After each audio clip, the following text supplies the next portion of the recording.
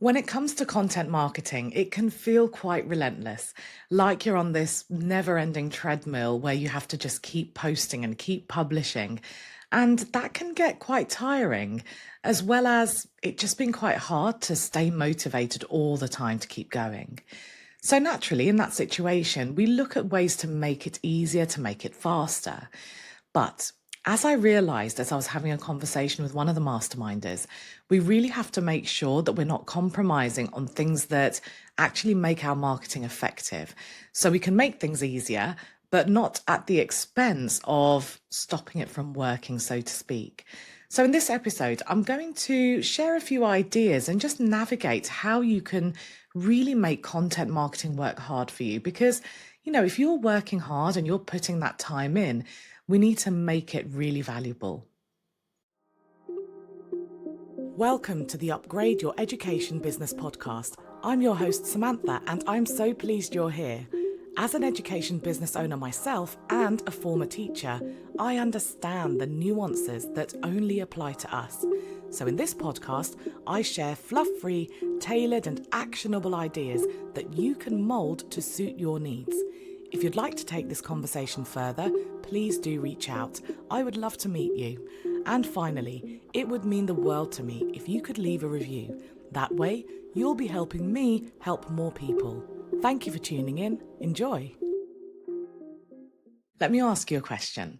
Have you ever watched something on, let's say, Netflix, and you're so immersed in it, you're loving it, and before you know it, you're Googling the name of the actors and looking at things that may have happened in real life related to that story and so on. You go down this rabbit hole. Now, you don't stop watching this film or this documentary or whatever it is you're watching, but you're just so interested. You want to find out more and more and more. Well, I'm definitely guilty of that. And if you can't relate, if you're not one of those people, then just for a second, imagine that you are. Picture yourself being so immersed in someone's content that you can't stop exploring and learning more about them. Now, let's imagine a different scenario. While you're deep diving into this person's world, you suddenly hit a wall. You can't seem to find any social media links. There's no website to explore. Their content trail just kind of ends. So you give up, you move on to something else, and you probably just forget about them. Now, this highlights a really important concept in making content marketing work well for you. And that is, you want to invite people to enter your world and essentially you want to keep them in it. It's not just about creating content and publishing stuff on social media and YouTube and blogging and offering services. It's actually about building a connected experience that keeps people engaged and keeps them wanting more. So the first thing I'm going to ask you to examine is how you connect the dots in your business. Are they even connected? For instance, let's say you have a website. What kind of experience are you offering people that encourages them to explore a little further? Where do you take them from your website if they want to stay connected to you? For example, do you encourage them to join your Facebook group or follow you on Instagram or download a useful guide in exchange for an email address? And then let's say they sign up. When you're sending emails to them, are you then circling back to things like your website, your socials, or any other content you have out there? This interconnectedness is really crucial, because we don't want all these different elements to act in isolation. It's all part of this world that you're creating, and we want people to connect with you in these different ways and to stay really engaged. So just how binge-worthy creators keep you in their world, we want to do the same. We want to invite people in and keep them and encourage them to stay. Now, you're probably wondering why this is so important. Here's why. You never know how someone might come across you for the very first time. It could be through your website, your social media, it could be through word of mouth. And you also don't know what frame of mind they're in when they actually find you. For instance, someone might be in panic mode, in crisis mode. They might then reactively book a call with you. But then after the call, they might cool off a bit. Maybe they've managed to get all that energy and all those anxieties out and they feel a bit calmer. Maybe they need some time to decide if they want to invest in your support. Now, if you don't have a way for them to stay connected to you, if you can't keep in touch with them after that call, then you can't stay on their radar and you can't support them from the sidelines. I do that through things like, say, this podcast or my newsletter or my Facebook group. So I'm always guiding people to ways that they can connect with me, different ways they can connect with me. And that keeps people in your world, because even if they aren't interested in working with you right now, they might be later on. And you want them to think of you. You want them to associate you with the person who can help them. Now, I gave discovery calls as an example, but there are different entry points. Someone might meet you through social media, a podcast, even through a casual conversation. The key is to keep everything connected so that they remain in your world. I remember speaking to a friend of mine, and she was looking for a decorator who could help with her flat. And she got someone through word of mouth. And she said the very first thing she did was she looked him up to see if he had a website, and he didn't. And it just created a little bit of doubt. She couldn't find him on social media. There was no digital presence. Now, the thing that kept her trust was that this guy was so popular, he was fully booked, and she actually couldn't even get a slot with him. I think it was until 6 months' time or something. So that gave her some confidence. But it goes to show that this is nowadays, this is how people react. They look people up, even if that person is recommended to them.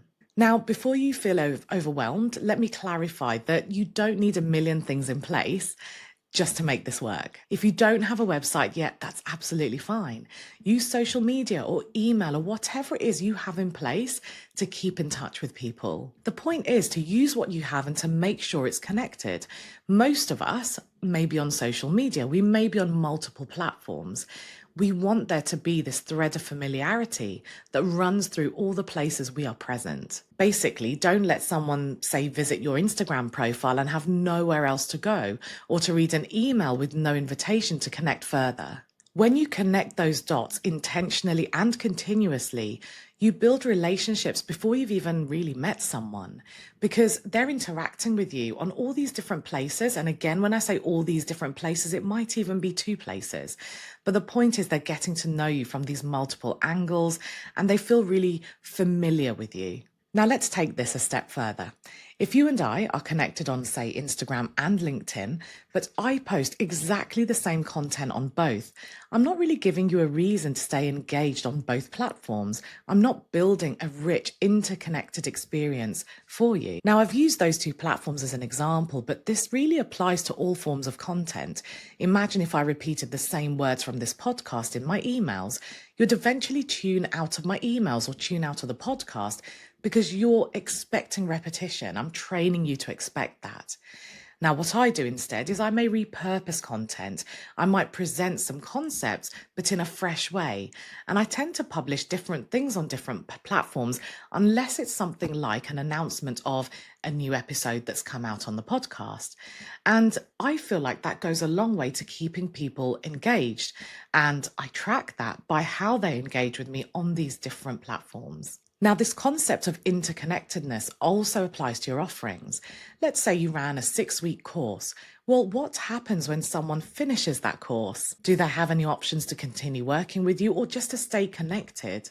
Or if someone can't afford your main offering, do they have an alternative? Now, this doesn't have to be complicated. For instance, for people who join the Tutors Mastermind, if they can't make any live sessions, it's all recorded. They can access recorded versions, and that keeps them in my world. It keeps them engaged with the content. They have access to the entire back catalogue, so to speak, of all the training. So this can apply to our offerings. It can apply to our marketing. And the point is to keep everything connected and to give our audience different options that work for them. Now, if you're in a situation where you can't really offer an alternative to what you offer, if someone can't afford it, or if the time's not right, or if you're fully booked, you can still create touch points to just keep potential clients connected. It could be something like a waiting list. It could be a free Facebook group, for instance. So how do you connect these dots? To do it effectively, you actually need to master the individual elements. For instance, your website should really guide visitors through a journey rather than just being an information board. Your content strategy should ensure that all platforms and all of your mediums that you're using work cohesively together. Now, I know a lot of masterminders listen to this podcast. So if you want to create this, look at the training we did just last month, I think, on creating a watertight marketing strategy. We took a really methodical approach so that you have connected steps that lead to different outcomes, like positioning yourself as a go-to, staying front of mind, and making sales. So just head over to the training library. If you missed the live training, you'll find it there in the marketing section. So when we're thinking about content and content marketing, we have to place our audience front and center. We have to place our market front and center, because we could be as strategic as we want. We can have everything connected and brilliant branding and a personal brand and all of these different things. But unless we understand our market, we're not going to be able to connect with our audience. So it's not just about knowing your audience's needs. It's actually also understanding your competitors and understanding where you fit in the market. Competitor research helps you find your position. It helps you identify gaps, and it can really clarify how you can stand out, which you can then inject into your content marketing strategy. Thinking about the title of this episode, we're thinking about how content can help attract inquiries. Well, a big way to do that is to understand what your message is, where you stand, and who it is that you really want to connect with. Now, when you're thinking about competitor research and just keeping an eye on what's happening in your world, it's not about copying competitors or feeling competitive. It's just understanding the context. It's not about comparison. It's about positioning and possibly even collaboration opportunities. So I've meandered through a few different concepts, and I know it feels like I haven't necessarily just talked about how to write content. Look, I've got training about that in the mastermind. I have got past episodes that you can scan through. Today, I'm taking it up a level. I'm talking about all the different elements that actually feed into your content strategy, that need to feed into that if you want it to work hard for you. So since I've talked about a few different things, I'll distill it into some real actions that you can take. So the first task is to start by doing an audit of all the places that you publish content. If you only publish in one place, so let's say you have a Facebook page or a profile, think of where you take people next, or where you want to take people next. So let's say you want people to book a call with you, and at the moment, as you're doing this audit, you realize that you're not really pushing that, or you don't really have anything set up. You can now use that platform very intentionally to keep those people that you've spoken to in your world, as well as using that platform to encourage people to actually book a call with you. Now, ideally, to create a content world that people enter and get immersed in, it would be good to have something else. So not just to rely on one platform or one medium. So let's say you had a YouTube channel or an email newsletter, whatever it might be. The point is, it's a good idea, if you really want to up your game with your content strategy, to have more than one way that people can consume different kinds of content from you. But you can also make this work with very minimal things in place. You don't have to have loads. Again, masterminders, I'll direct you to the training on creating a watertight marketing strategy, because it really is about dropping the things that you don't need, working on the things that you do need, and doubling down on them so that you're working efficiently and you actually get results from that time and effort that you're putting in. Now, if you are on these different platforms, my second action is to think about how you can vary your content to make sure that people have a reason to keep coming back for more. How can you train your audience to not only pay attention when you pop up on the news feed or into their inbox, but to actually seek you out? It's a conversation I was having with one of my one-to-one clients. And when we were having this, they realized how much more powerful they can make what they already have is, how they can position themselves as almost like a resource that where people look for them. I have coined something called the attract framework, and this is really what it's about. It's about doing things in a way where people are attracted to you, rather than you always feeling like you're having to push and go out to people and reach more people.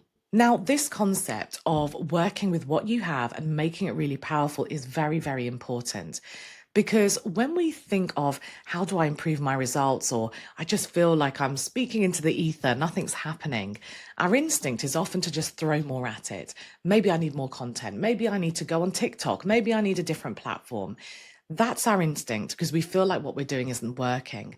But actually, when you really analyze what you're doing, how you're doing it, you'll often find, more often than not, that there are little things that you can do to make it more powerful. You don't have to throw more at it. You just need to change the plan a little bit. Because I'm guilty of this as well, by the way. We're not using often platforms to their fullest potential. My third action is to do some really intentional competitor research. Put your analytical hat on and keep your finger on the pulse of what's happening around you. Think about how you can complement what's happening in your world instead of maybe saturating it with more of the same offerings, the same messaging. This will really attract people into your world, into your content world, because you're offering something different or you're coming at things from a different angle. It will be really refreshing for people. So if you want some episodes on how to write your content, how to really make your content convert, then just scan through my past episodes because I have ones in there about this.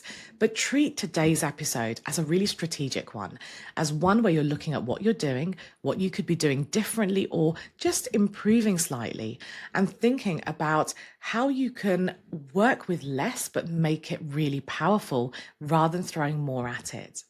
I hope you found this episode useful. You will hear from me again on Wednesday. Would you like to take this discussion further? Perhaps you have some questions or you'd like more ideas on tailoring your business. If so, book a free discovery call through the link in the show notes.